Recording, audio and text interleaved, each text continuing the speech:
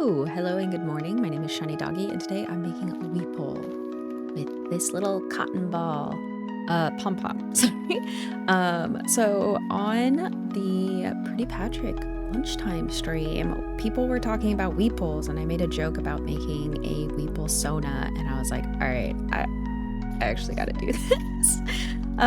So I grabbed my pom-poms, the little heart eye shapes, and some paper. So let's get started.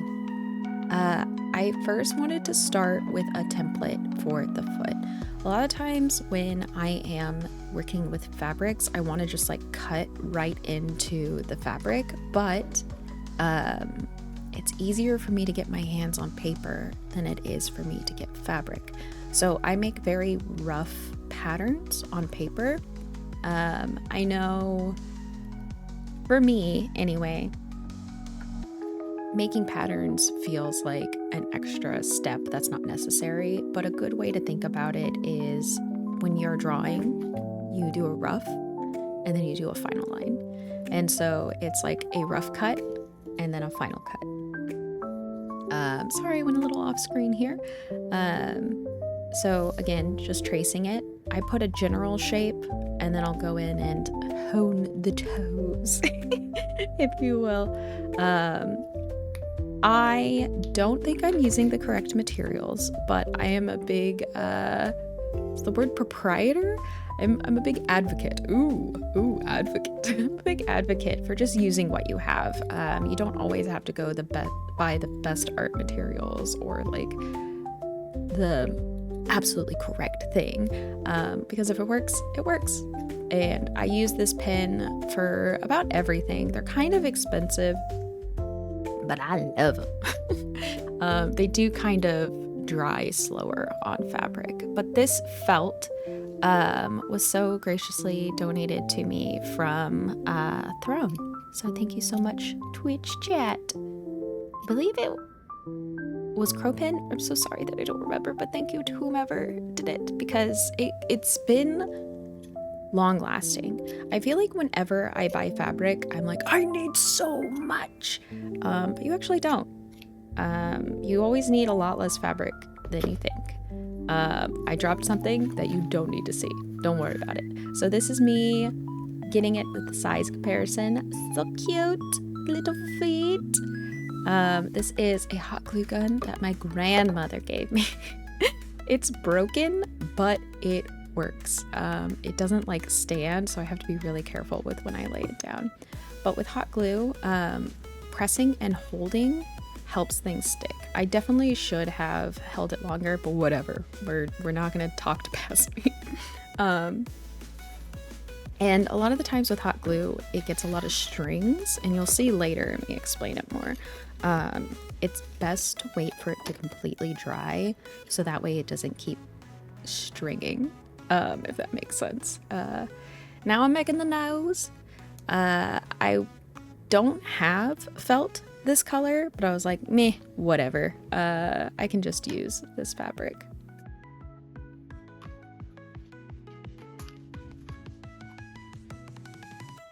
I think always falls out, but I mean, I don't know. I like using the longer hot glue guns because then I don't have to refill it as much, but it is a little frustrating in the first go about it. So this is me holding on to it longer so it stays very, very sticky.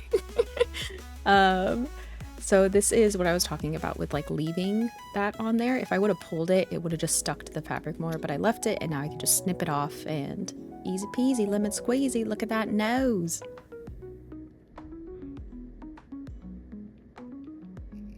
Just some trims. Ta-da! Look at it. And I was like, I'll just do hard eyes because I don't have googly eyes. And the weeples all look like they have googly eyes, but oh my goodness. I did not realize that I had these like little pearl stickers that I got from a Daiso forever ago. What's also great is like with art supplies, I don't know, I just get small things here and there from like dollar stores, and it's like, oh, I'll use it eventually. And then it's like you do stuff like this and you're like, oh my gosh, I can actually use it eventually. They do come with these little like sticky pads, but I put extra hot glue because it's like a lot of fur and the stickiness won't exactly work. I used the rhinestones to bedazzle my computer, and they do fall off. I definitely should have hot glued it. So putting that in there. 2 eyes. I also love how, like, is opalescent the right word? It's just like pearled. Get off, please. Thank you. And yeah, I love that it's already like so squishy. Like just putting on the eyes made it like so alive.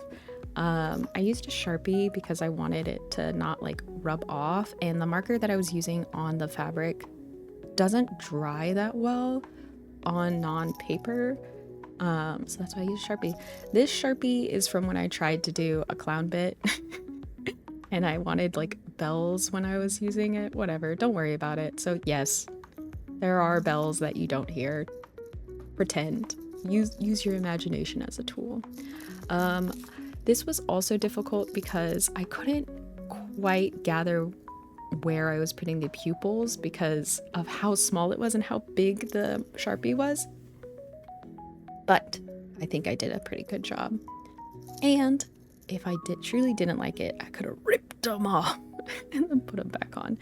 But I think the little mistakes add to it because it's so small.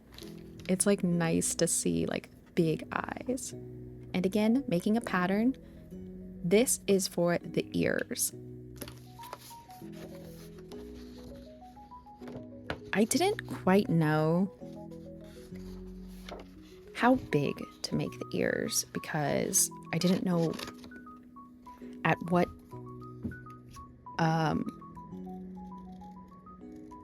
profile, I think that's the right word, or like what positioning they should be visible. Like if you should see them from the front or the top or the side. There weren't a lot of the examples that had big floppy ears like my character does. But I did try one and I was like, okay, that's not big enough. So I did again. And again, using the source Pompom for reference for size. You can always take away. Usually it's harder to add. And again, just use what you have. This paper, oh man, when did I actually buy this paper? I'm like deep searching my brain. I think I bought this paper for a first year college class and I'm still using it. Yeah, don't throw things away. I mean, do. I'm gonna throw away all these little scraps. I recorded me gathering things. Don't be a hoarder, but at the same time, a lot of materials that you think don't have a ton of value do. And so then I kind of like wedged this. When I do the hair tuft, I separate the fur, and I do wish that I would have done that for the ears, but you know what? It worked. And this is my first weeple. I think I'm doing a pretty dang good job for the very first try. And now, the arms. Weeples have like human hands. It's weird. But I was like, I think it'd be cute if I give myself a little pencil and I keep the little popcorn hands and then make them green. So I did grab some paint. You see, got a brush there. I thought that I could use this brush. I love this brush, but I made the mistake of using it with gesso, and gesso seeped into the part where the water comes out. So while I say, if it works, it works, don't ruin art supplies. So I have to figure out how to fix that. So another day. Oops. This paint I got from volunteering. I volunteered for LA Zine Fest, and they're like, we got a big donation of art supplies. Does anyone need this? And at the time, I had no intention of making this. And I was like, you know what? I actually don't have this color. Another thing that's great to have is a piece of paper with the list of colors that you have. I've seen people do it with markers. I keep an inventory in my head, which isn't the best, but whenever I do like a mass cleaning, I check and see like, okay, I'm running out of this one. And then I put like a little mental note so that way I remember to grab it. And I was running out of green and yellow. And I was like, well, there is already this, well, mostly it was yellow because I try and use a lot of primaries. And I was like, this green is kind of hard to make with just mixing. So I'm gonna take it. And then just cutting these. This pink pen is on its last leg. This is maybe like the second to last time that I can use it. And I've had this pen, I think, since high school. I'm not gonna tell you how old I am. But yeah, it's a very, very old pen, and it's still got some life in it. So, ouch, my headphones. So even though, sorry, my headphones turned off. It's always very distracting when I hear a loud noise. But regrouping.